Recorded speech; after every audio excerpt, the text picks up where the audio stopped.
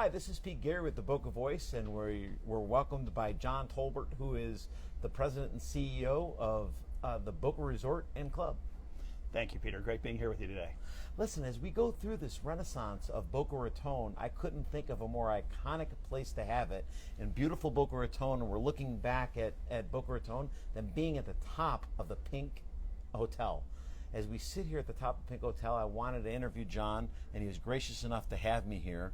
Thank you so much. Thank and you. As we talk about Boca, you can't be more Boca than you. You just can't. It's an honor, first of all, to lead this amazing team at the Boca Raton Resort and Club. We have 1,800 passionate team members. We have 35 team members that have been with this resort for over 25 to 38 years, and many of them in incredible leadership positions. So it goes back to the importance of this hotel to the community, but also the importance of the community to this hotel. They go hand in glove. Now you're coming back. This is your 90th anniversary, right? It is. 1926, Addison Mizner and his brother Wilson opened the Boca Raton Resort and Club. They started building the asset in the 1924-25. At the time, the Addison Development Company, or Mizner Development Company, really had envisioned this grand Mediterranean village. His travels through Guatemala, the south of France, particularly Spain, he loved Mediterranean Moorish Gothic architecture. So when Henry Flagler brought the railroad, Addison Mizner came down and really is responsible for the Mediterranean Moorish Gothic architecture from Palm Beach all the way down to the Keys that we know today. So let's talk a little bit about, as we look at the development in downtown Boca Raton, and I am a firm believer, if you're not green and growing, you're ripe and rotting, okay? And as we look at Boca Raton, and I know there's a lot of opposition that talks about development, and that development isn't good and it's bad, and I'm not one of those. I think development is good, and I think sustained growth and controlled growth is good. But I look back and I look at Boca Raton, and it's beautiful growth. And by the way, I'm looking at the new golf course, which I had the opportunity to play last Friday, and it's incredible. Congratulations on the new course.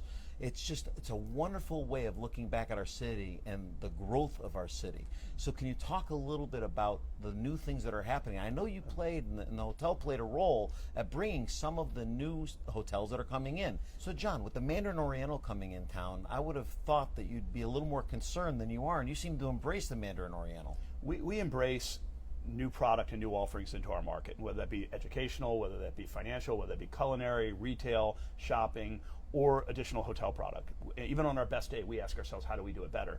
We've been doing it since 1990. We're celebrating our 90th anniversary, a 365-day celebration. We put an incredible amount of capital into this resort. So from a competitive standpoint, we're very comfortable with our position. You can walk out your door to this amazing brand new golf course. We have one of the most unbelievable social catering and celebration venues in the world that's just been redone with our cathedral. And that's just the tip of the iceberg of what we've done and what's coming in terms of renovations never rest at Boca. That said, we also have times of the year where we need additional inventory in our market. So having Mandarin Oriental and having Hyatt and having Waterstone at our backyard, that allows us to go out and select during the summer months, which are traditionally softer months, to be able to go out and get larger conferences that have typically had to use convention centers or go to other destinations altogether, that we're able now to bring home to Boca Raton, bring home to Palm Beach County. So if it's good for Boca and good for Palm Beach County, it's good for the Boca Raton Resort and Club. That's great. Now let's talk a little bit about the walkable downtown. So we've talked a little bit about, and I know a lot of the community has been concerned about some of the growth, but one of the things that I've noticed a lot is specifically coming out of the resort, you've allowed, not allowed, bad choice of words, but your shuttle has brought a lot of your guests out to Mizner and even into Camino and some of the downtown areas, and they've started to enjoy some of the other things that Boca Raton has to offer. So has your guest enjoyed some of the businesses, and what is your feedback back from the guests coming into the community? Listen, shopping and dining are the new beach. Beach is the number one list on the checklist. I want to go somewhere warm. I want to be on the beach. But once they've made that decision, what's the shopping and dining and the art scene? Art's become the new food as well, and that's what makes us downtown with the Museum of Art, Boca Museum, Mizner Center, Royal Palm, the pedestrian access. It's really new urbanism. I mean, that's what we're seeing here is people living and playing downtown. When Addison Mizner opened this hotel, he was quoted as saying, "I want to build the world's most luxurious playground at the Boca Raton Resort and Club." That's still what's powerful today. What most people don't understand is when this hotel was originally envisioned and conceived, it was designed to take care of people for entire seasons.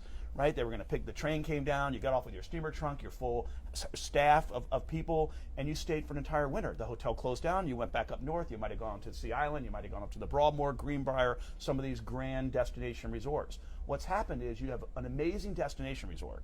Now you layer an amazing, vibrant community around it. Not only Boca, but Palm Beach, Broward, and Miami. This is one of the few spots that you and I know. We will say, what are you doing at 4 o'clock this afternoon? Let's go down and have dinner at Milo's, or let's go up to Palm Beach and go to Bucan.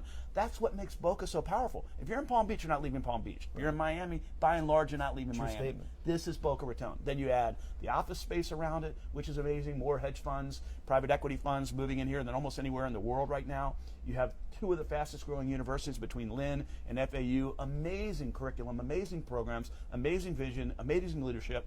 They were able to harvest this talent in our own backyard and make Boca even more powerful. So this all coming together, to me, is exciting. Let's talk about that for a minute. So you brought up office space. So as some of the office spaces moved in, have you seen some of that increase your rack rate, and some of the, not rack rate, but the amount of people that actually come and stay at your hotel, and those business travelers coming in and helping you during the week? Well, listen, I think the greatest part of it is that if someone comes and stays at the Boca Raton Resort and Club and they're thinking about relocating to South Florida, Boca's one of the first things on their mind. I can't tell you the number of people say to me, I'm going to go out and look at a house now. I'm going to go out and look at a house here, because they fell in love with it. First, we're the portal, right? We're the hub and spoke. They come and enjoy and fall in love with the destination, and they say, what's the right place for us to live?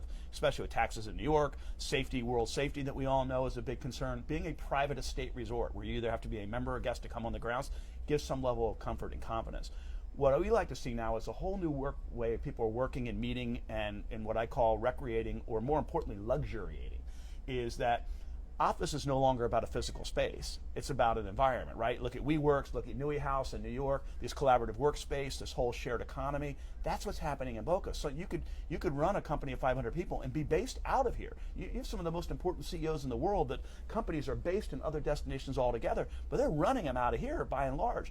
Best airlift in anywhere in the United States. 3 airports within 55 minutes, 2 of them within 20, and a private aviation setting that's second to none. So, and then you have things like JetSmarter, NetJets, and some of these great club programs where a CEO or an executive or a high net worth family can be in and out of here on a shared private plane in matters of moments, and could be in Aspen, could be in New York City, be in London, be in Argentina, or be in Mexico City. That's powerful, and that can only happen in Boca. I couldn't help, and I got to say, I couldn't help but notice, but you had quite a few luxury yachts sitting out in the backyard, not here as well. So I actually saw 160 and 140-foot yachts sitting out back. So that didn't hurt, that you can actually fit a yacht here that was 160, 180 feet. So, well, when you talk about competition, listen, the setting, the postcard setting of the Boca Raton Resort and Club, many people say, I want to be right on the beach. And you say, that's great. But at night, what do you see on the beach? Darkness, right? One of the great things about being in the yacht club, and one of the things about people really don't understand about Boca, is they hear the Boca Raton Resort and Club, and they immediately think it's one vertical tower. It's 5 unique experiences. It's a village within its own right. 365 acres, 1,800 team members, 13 restaurants and lounges. I have 5 hotels. I have the Intimate Beach Club, which is ranked one of the highest in Condé Nast of any hotel in South Florida. 210 rooms on the beach. I have the Yacht Club on the intercoastal side, overlooking that beautiful marina, overlooking the ocean, overlooking the skyline over A1A. Dramatic during the day, dramatic during the night. Butler service. That's the most boutique 100-room hotel in all of South Florida. And then, of course, the historic cloister, the panoramic tower, and then we have the bungalows for extended stay. So it's fun. It's really, really, truly appreciating it as the village, and understanding some of the idiosyncrasies that come with the village and town. And it's around every corner. Hopefully something wonderful is happening, and hopefully it's happening at the Boca Raton Resort and Club. You know, John, one of the things when I go into a new area, and like I just came back from New York and I've gone to other areas, the first thing I'm always forced to do, because I don't know the area, is walk up to a concierge and ask them, what is it that I should do to experience indigenous to that area? So if I came to the Boca Resort, and if I came to your hotel and this resort to experience it, what is it that's indigenous, or what should I do to experience an area, and specifically Boca Raton or any area? What is it that I should do, and how could you guide me in that area? I think you raise a really important question. Am I coming first for the resort, or am I coming to the destination? And I think here it's a little bit of both as we continue to evolve as a community and a town. And today there's so much access to information, right? TripAdvisor, Yelp, Instagram, Facebook, Twitter. These are all amazing things, and we embrace them. And they're probably the most important vehicle for us to create engagement with our members and guests prior to arrival. And then once they're here, that guest role sort of changed. They become the ultimate authority. They're now giving us the feedback, which is a really positive thing. I think what we like to do is sort of curate luxury and curate luxuriating in that environment. So if it means you want to go out today and find the best stone crabs, we have amazing stone crabs in this restaurant, Blue, right above us. But you might say, you know what, I want more barefoot and organic. I might send you to Papa's in Lighthouse Point, which is phenomenal. Or Joe's in Miami. If you say, John, I'm looking for the very best, we have the Jackman Ranch Wagyu, which is the only Angus Wagyu Japanese steak grown. It's Okeechobee. I can take you to the ranch. We can bring back and cook a 26 ounce tomahawk porterhouse for you right away. Those are the kind of things that can only happen. But how did I discover them? I discovered them through Instagram. I discovered them through TripAdvisor. But now our job is to put a layer of a level of experience around that makes you want to remain curious, learn more, know more, and hopefully experience more and have a better time. Sure, that's great. That's great information to have. I appreciate it. Thank you. John, as we close this, I just want to see if you have anything else you'd like to tell our viewers. I really feel that the importance of the Boca Raton Resort and Club to the community and the community to the club is vital. Since 1926, the days we opened it, February 6th, this hotel has been the centerpiece, but we are stewards of this asset, and we're stewards of the community. And I mean, we're also in the service business. It doesn't mean we're servants. We like to say we don't solve cancer, but we provide the environment for those who do aspire and to hopefully do it better. We didn't create the PC, but guess what? It was created right next door, and they had meetings here day in and day out. We have great companies like Warner's Theory moving into here, very innovative tech. These are the fun things that allow us to help have an imprint on the community, but more importantly, the community to have an imprint, and hopefully we're that centerpiece and heartbeat to it. That's awesome. Thanks again for joining us, John. We appreciate it, and we look forward to seeing you as a regular on our show. Thank you, Peter. Thank you very much. My pleasure. Thank you.